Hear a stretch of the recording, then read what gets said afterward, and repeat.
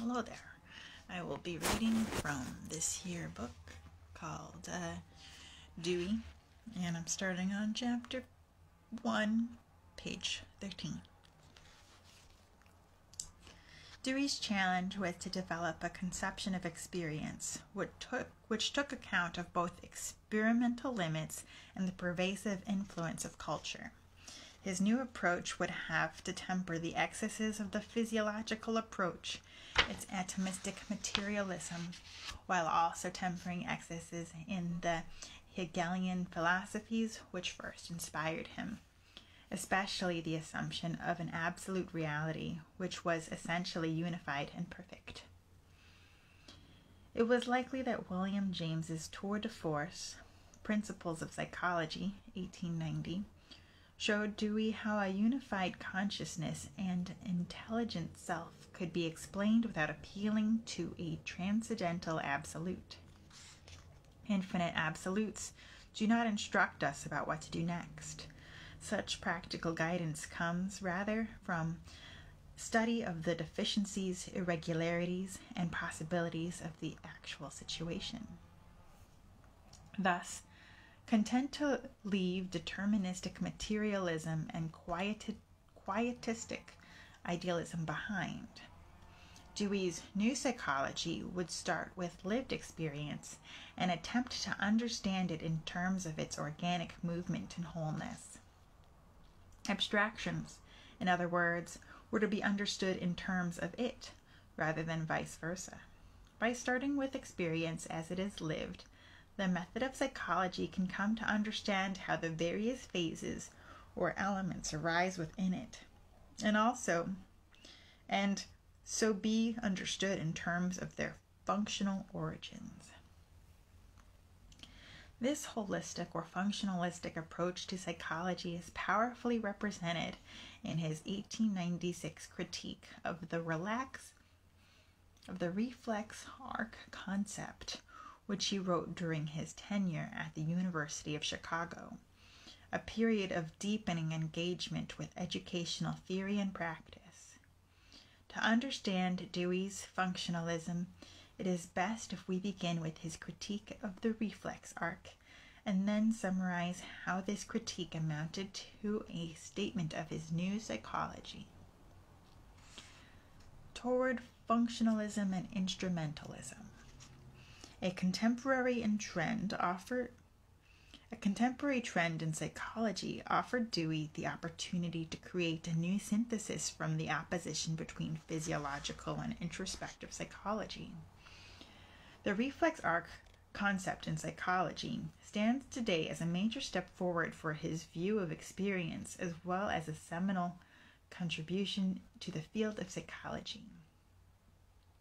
At the time, growing numbers of psychologists looked toward the reflex arc concept to help explain human behavior in experimental and empirical ways. The hope was that this new model of behavior, built by using pairings of cause, stimulus, and effect, response, could replace explanations which relied on psychic entities or mental substance, and so rescue psychology from entities that were mysterious, unobservable, and untestable. The reflex arc model works as follows. A passive organism encounters an external stimulus. This engenders a sensory and motor response. In some cases, this is a conscious response. In a typical example, a child sees a candle flame, stimulus, reaches toward it, response, burns his hand, stimulus, and quickly wrenches his hand away, response. This model argues that these plainly observable elements are the basic stimuli and responses in the event. In time, all their connections could be satisfactorily described with mechanistic and physiological terms. No recourse to the unobservable was necessary. Dewey criticizes the reflex arc framework for several inadequacies.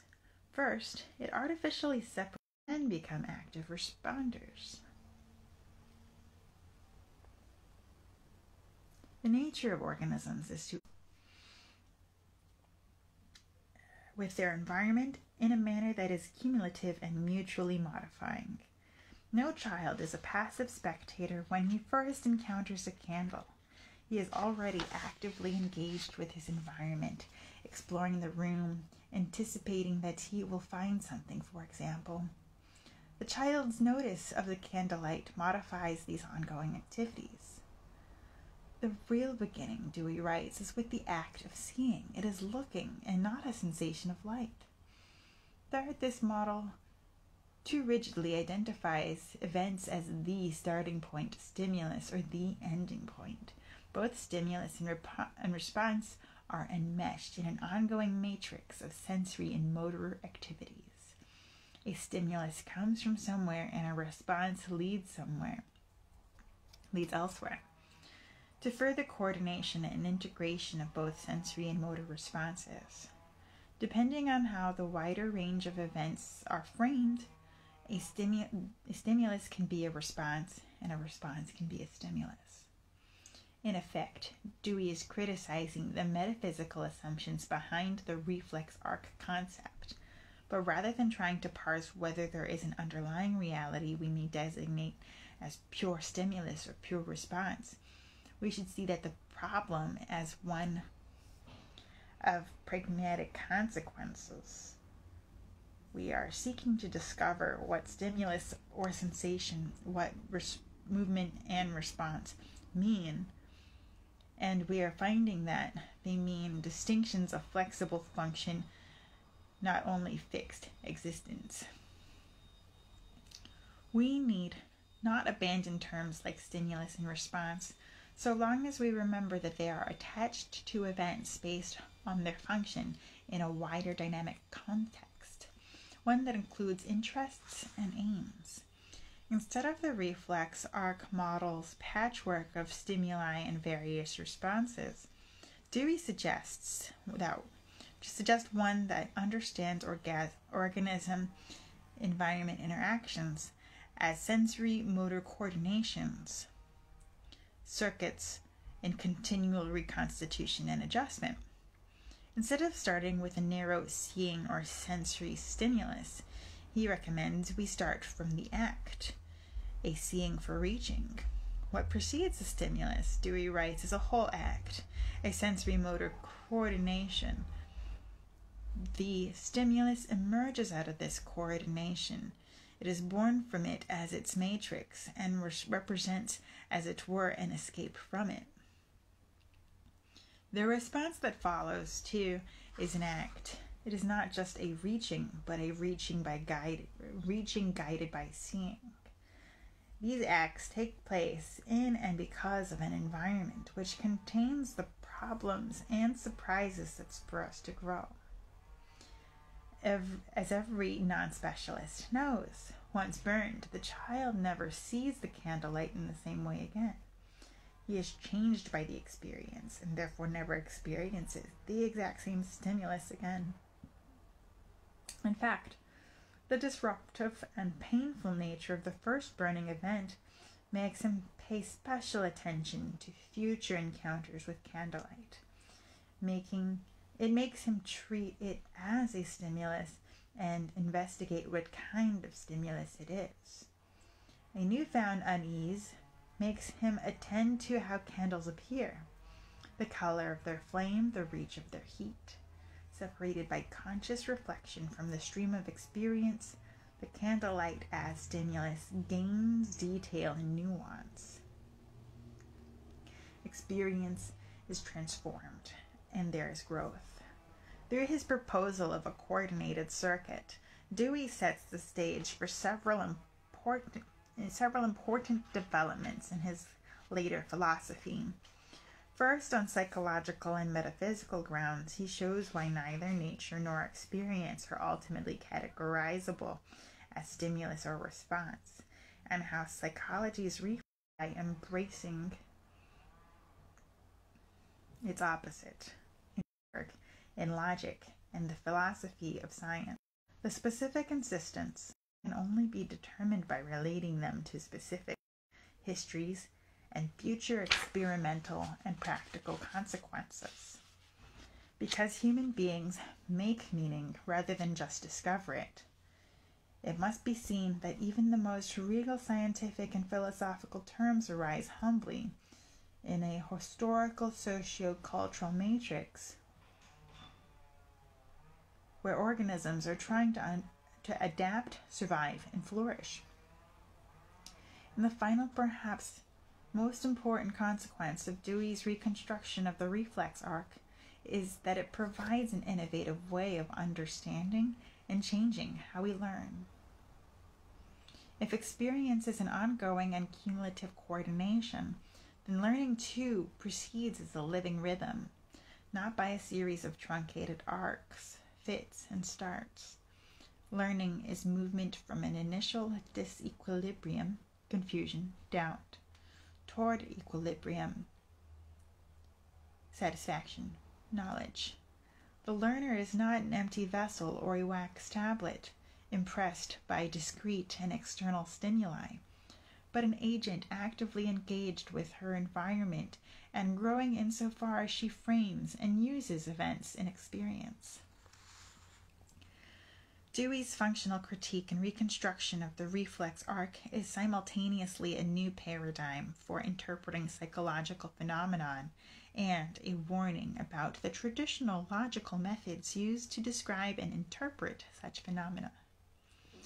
The paradigm starts, as Alexander put it earlier, with the idea of the organism already dynamically involved with the world and aiming toward unified activity. The warning is against taking the eventual outcomes of analysis and then supposing that these outcomes were already present from the very beginning. With these points in mind, let us move on to examine a number of other psychological phenomena traditionally thought to exist in some self-complete fashion. Instincts, impulses, perceptions, sensations, habits, emotions, consciousness, and mind, to name a few. The challenge for Dewey's reconstruction of these psychological phenomena is to both heed the warning and live up to the paradigm. How do infants grow into complicated adults? What kind of explanation can we derive from the obvious presence of instincts and impulses in the young? Dewey's reconstruction of the concepts of instinct or impulse, he uses these terms interchangeably, starts by criticizing his contemporaries' methods of answering these difficult questions. Psychology, he complains, begins with a descriptive list of instinctive activities, e.g., the sex drive, egoism, altruism, and then attempts to explain complicated human conduct, e.g., courtship, by directly referring to these instincts as if they were unchanging, self-complete things, native powers. Such explanations are always inadequate, he argues, because impulses are actually pliable.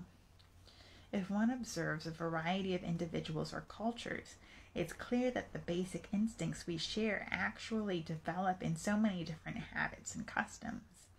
Any impulse, Dewey writes, may become organized into almost any disposition according to the way it interacts with surroundings.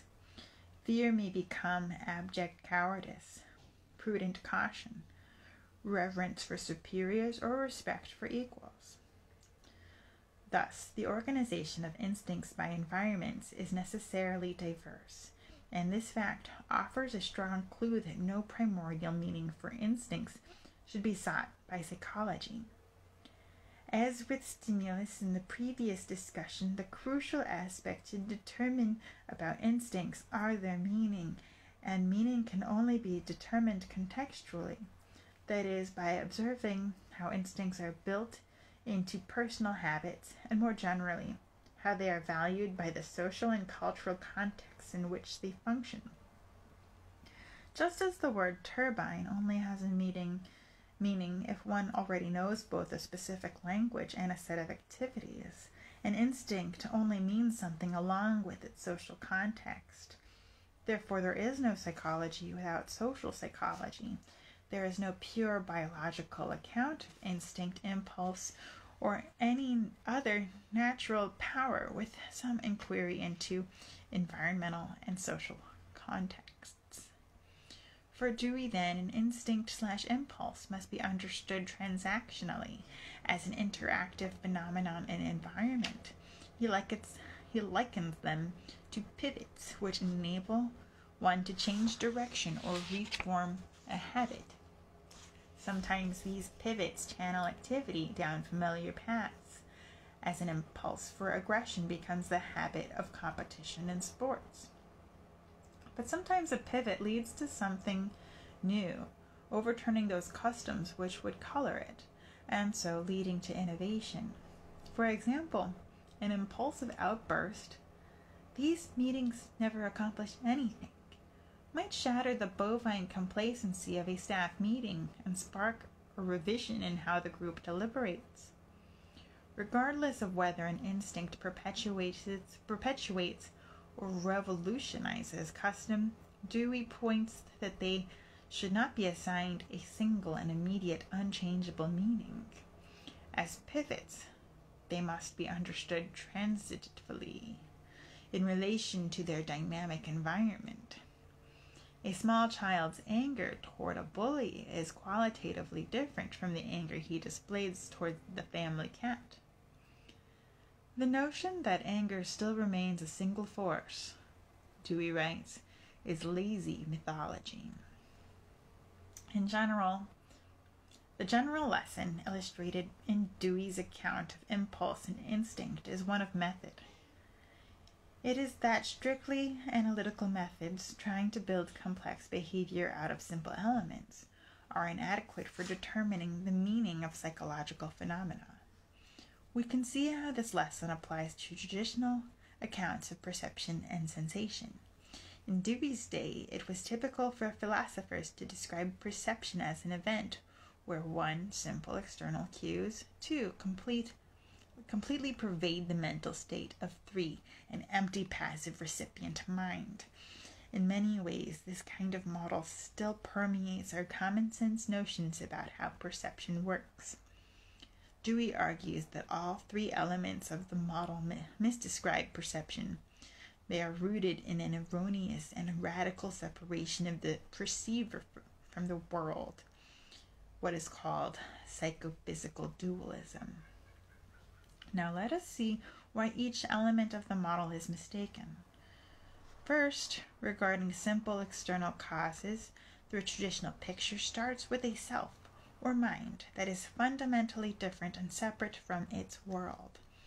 The world is out there, and the mind is in here. Perception is the process that's supposed to explain how we come to know what is out there. In perception, the story goes, the simple ideas or impressions or perceptions impinge upon the senses and make their way into our thoughts. Dewey's model rejects this inner-outer model from the start. His is an ecological model. Mind, body, and world are mutually created by their ongoing interaction. A mind is like a friendship. It only exists through ongoing conversation and activity. As an ecological model, it does not assume that perception starts with a radical gap between a subject and object, perceiver and perceived. Therefore, you must also reject traditional accounts which, for example, describe a simple perception like red or sweet, impinging upon a waiting perceiver. Surely, we have experience involving red qualities, but the label perception is simply a convenient shorthand for a more complicated process of interacting events. It is worth noting that just because the perceiver side of the situation is an active one should not infer that all events can now be defined from this side. A flash of light that catches me off guard is not my doing. Nevertheless, its specific character as its perception depends upon how it is taken up and responded to by me, and that in turn depends upon a long-term history of past experiences. This redescription of perception along ecological transactional lines has a metaphysical upshot. That is, it tells us something about Dewey's view of how reality is structured. Rejecting philosophies that describe perception's objective causes and subjective effects, identifying, for example, a lemon's tartness as a subjective perception in a perceiver. Dewey is proposing a new view of quality. Qualities cannot be simply identified or located in this way. They are not in anything because they arise out of our interaction with the world. A quality is a transactional event.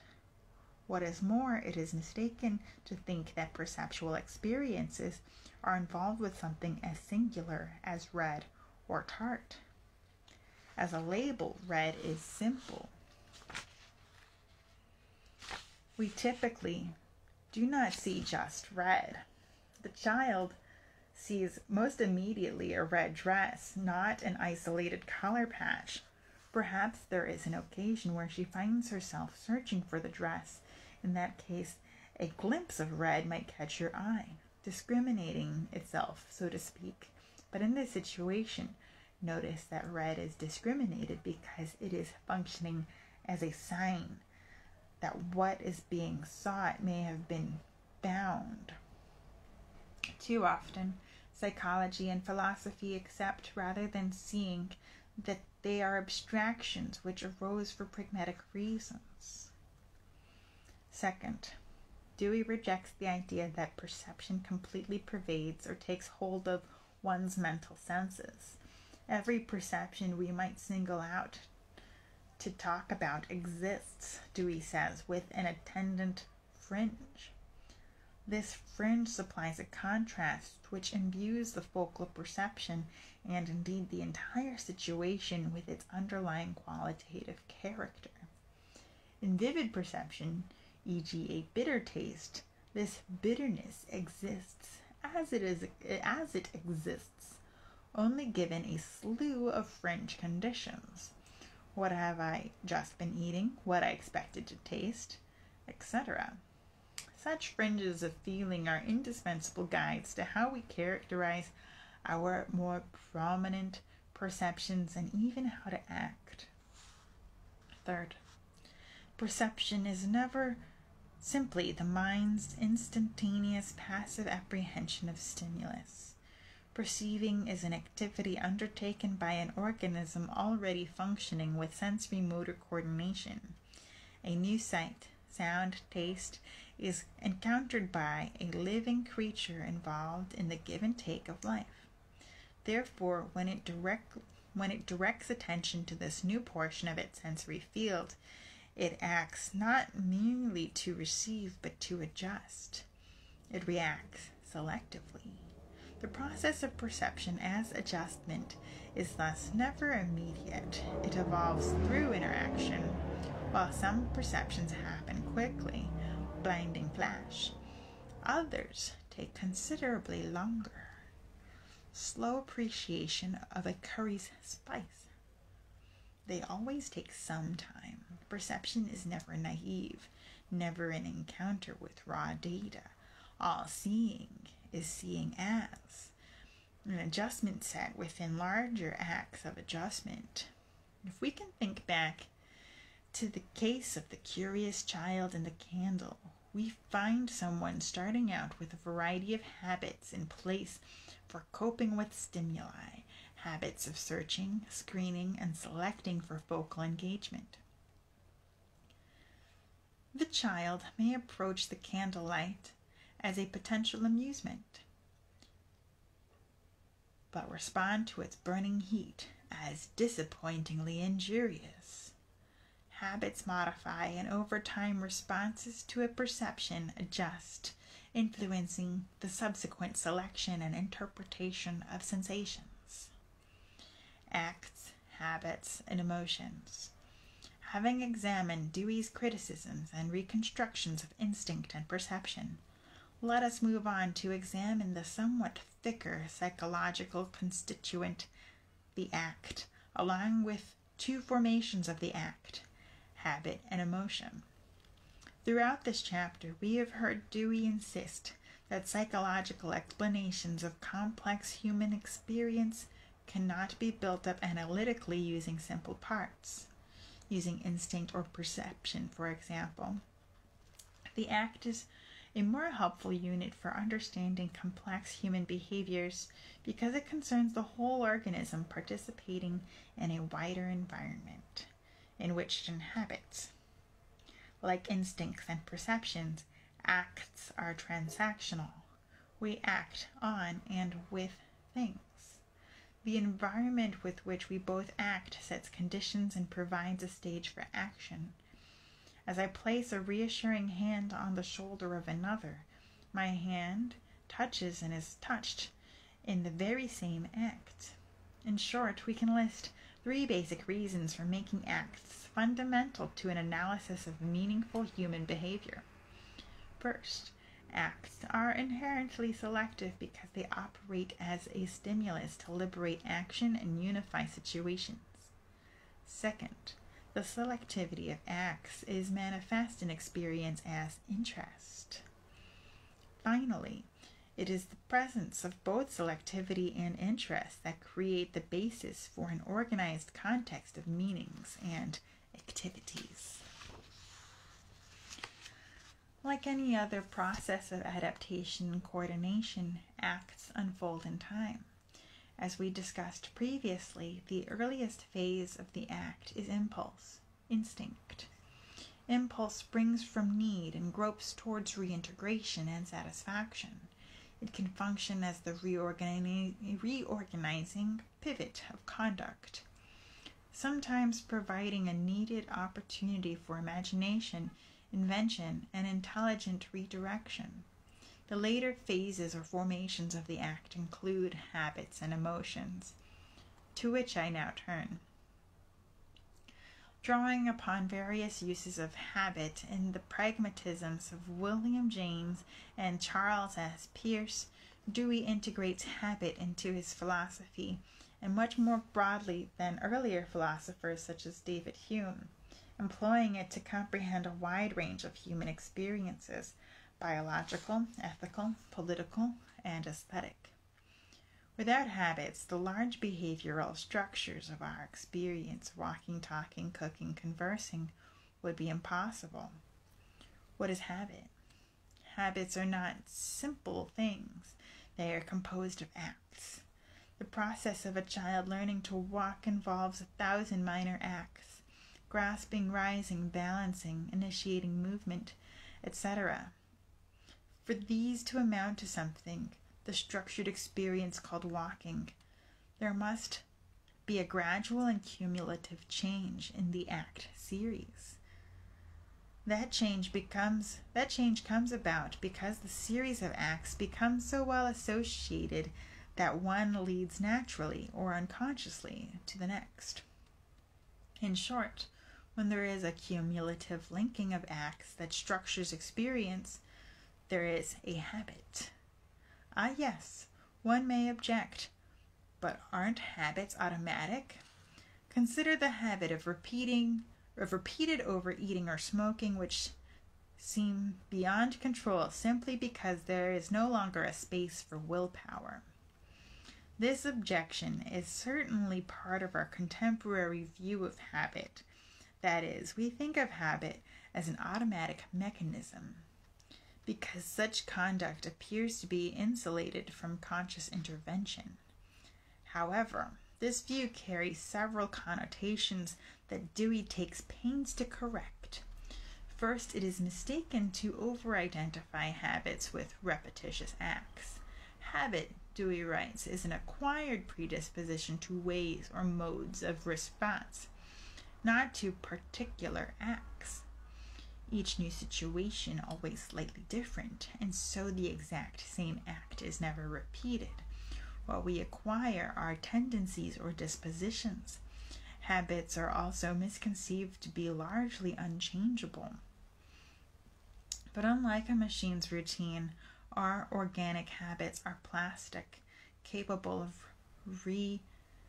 direction, and change. My habit to act in predictable ways, eating sweets when hungry, is subject to contingencies, a sharp toothache, and subsequent modification, restraint, and substitution, typically beginning when conscious reflection on the habit is operative. Communication is the key to the evolution of habits. Moving beyond our example is a third misconception, namely that habits are predominantly dormant, tools or reserves to call up on demand.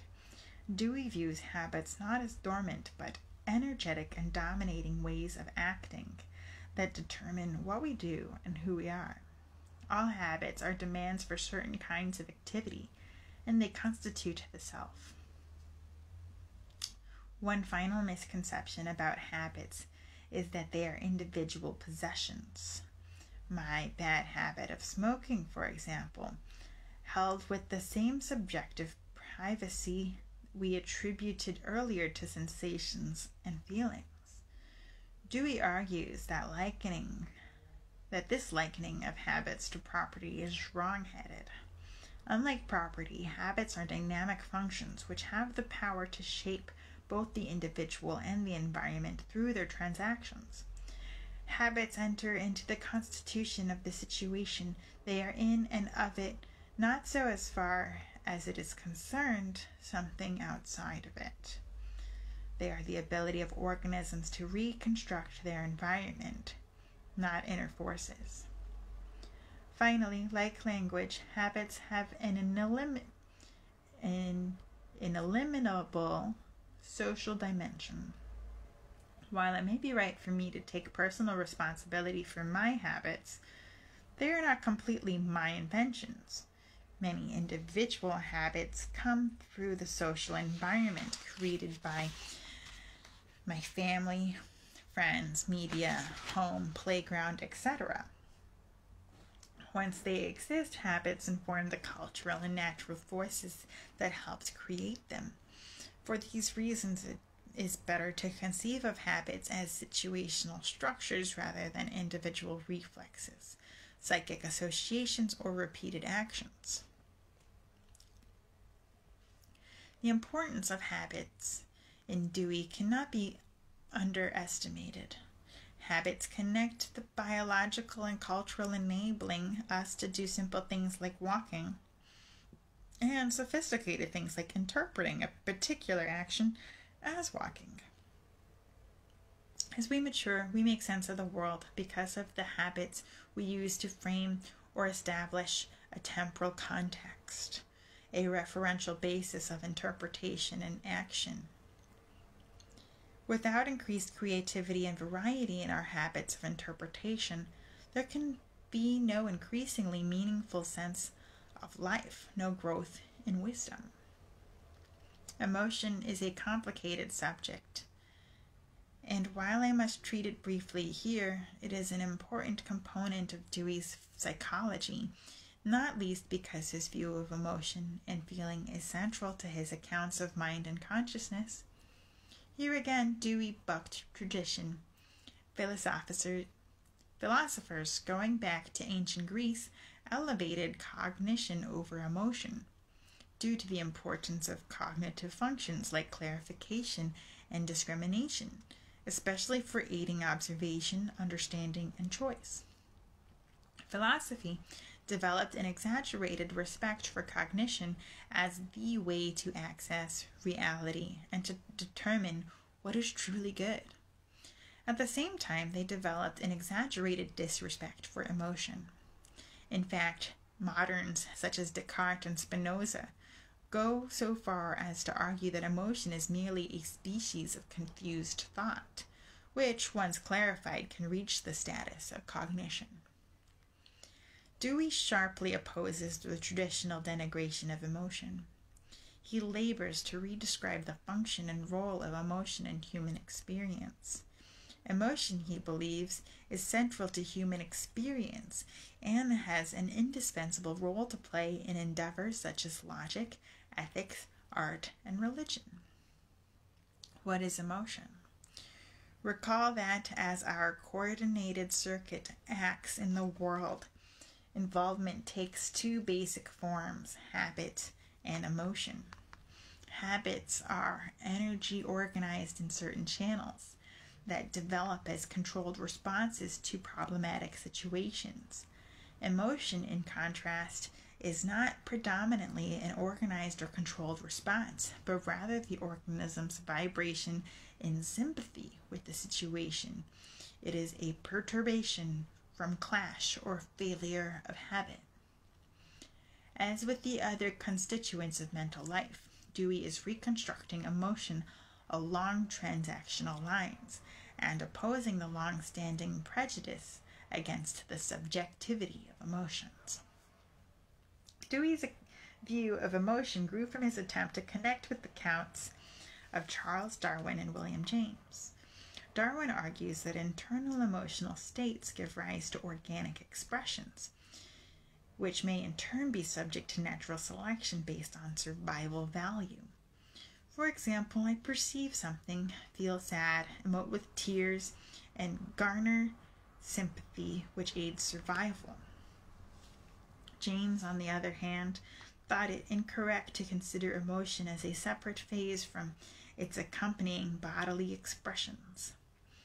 What actually happens in emotion, James said, is that a perception excites a pre-organized bodily mechanism, and it is recognition of that change that is the experience of emotion. We feel sorry because we cry, angry because we strike. In the theory of emotion, Dewey mitigates the difference between James and Darwin and emphasizes the integrated whole of both feeling and expression. Being sad for Dewey is not just feeling sad or acting sad. Being sad, in my experience, of all aspects of my condition as a purposive organism. In this way, Dewey gently corrects James's model's unfortunate reiteration of the traditional mind-body dualism, suggesting instead that to understand emotion, we need to recognize that the mode of behavior is the primary thing. Dewey's account of emotion then diverges sharply from those where a subject has this incredibly private, subjective mental event called emotion. For Dewey, emotion emerges from the fluid boundary connecting organism and event, called out by objects, physical and personal, as an intentional response to an objective situation. Frequently, that response is one that inhibits what one was previously undergoing. To lighten the somewhat dense account, let me offer this example. As I stride confidently across the street, my eye catches sight of a strange dog in my way. My predictable situation is suddenly precarious, and the emotion seizing me indicates that my habit, striding quickly, must be inhibited, so a readjustment, avoidance perhaps, can follow. Note that it is the inhibition of habit, rooted in my perplexity over how to adjust to this event, that excites emotion. Were I to encounter a familiar and friendly dog, I might pause and pet him, but that would not excite great emotion because my usual habits would lead frictionlessly to response. Again, in the case of a strange dog, it is the flood of incompatible responses. Should I run, call the owner, walk slowly? It creates the tension that interrupts and inhibits habits, and thus is experienced as emotion. In Dewey's rendering, emotion arises within the field of action. There is no subject-object dualism and no reason to devalue the reality of emotion. In contrast to many in the tradition, Dewey does not view emotion as an intrusion into an otherwise harmonious and rational order, but as arising naturally in experience because experience is in a rhythmic alteration from stable to precarious and back. The emergence of sentience sentiency, mind, and consciousness. What does it mean to be a sentient being? What is mind or consciousness? How do these infamously mysterious mental abilities come to exist within Dewey's naturalistic model of psychology? So far, our discussion has been traveling up the behavioral ladder toward greater cognitive sophistication. The foregoing accounts of impulse, perception, act, habit, and emotion now enable us to understand how sentiency, consciousness, and mind emerge organically from an environment of interacting organisms. In addition, we will also briefly consider how we reason and create aesthetically, since both are functions of conscious experience. And this will be built upon in the later chapters 2 and 6. Consider an animal running through a maze whose progress is stopped by a dead end with 2 doors, red and green. The red leads to a shock and the green door to food. After repeated lunges through both doors, the animal pauses a moment. He inhibits the habit of blind lunging. He notices the color of the doors, red and green, are no longer mere physical stimuli. They become noticed qualities, and the creature noticing them has acquired sentience. What is happening in the above example? Consider this type of evolutionary step taking place over a much longer period. Creatures strive to achieve comfort and stability in their everyday life. When stable situations become precarious, comfort gives way to anxiety, and a struggle begins to reestablish balance by adjusting oneself, one's environment, or both. Of course, there are various ways a creature can adjust to a problem. Methods which are tried and true or pre-organized responses are often effective ways to adjust. But when problems are new, old responses may not work. In those cases, it becomes advantageous to inhibit pre-organized responses to the event to prevent an automatic response. Through inhibition, a pause is implemented against the flow of immediate action, and a space is created. Within this space, a new qualitative experience emerges, which Dewey calls sentiency or feeling. To put it slightly different, sentience feeling develops in just those characters who, faced with obstacles, become divided within themselves, ambivalent over how to respond. What happens is that in the ambivalent pause, there is a moment of hesitation. There are scruples, reservations. In complete overt action, we have to stop and think. And we do not stop unless there is interference. Our division introduces mental confusion, but also a need for redirection and opportunity for observation, recollection, anticipation. Inhibition enables ambivalence, and ambivalence makes possible the consideration of alternatives. With practice, maturity in techniques of choosing alternatives is, for all intents and purposes, intelligence. Let us return to the creature in the maze.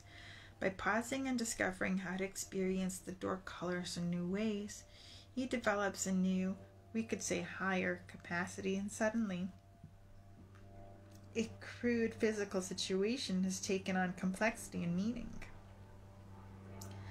Thus, Dewey writes, sentiency or feeling is in general a name for the newly actualized quality acquired by events previously occurring upon a physical level, when these events come into more extensive and delicate relationships of interaction. These newly extensive and delicate relationships are not known then and there.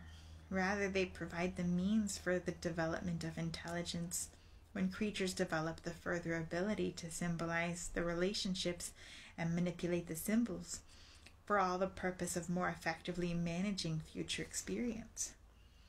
In other words, Were our maze dweller to become intelligent, he would move beyond the awareness of the doors of different colors with different consequences by transforming these meanings into ideas.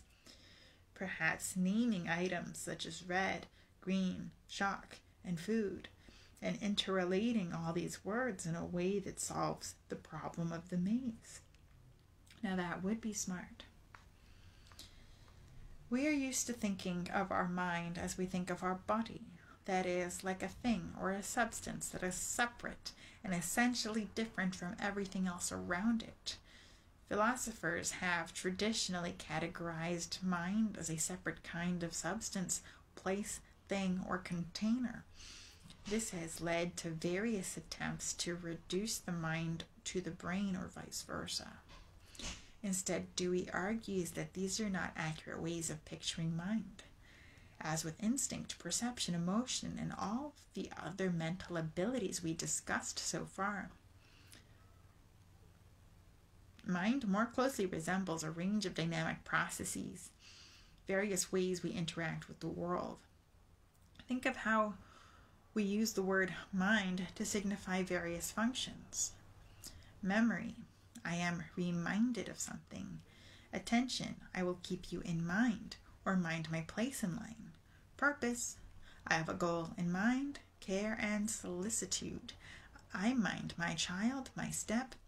Paying heed, obeying. The driver minds the stop sign.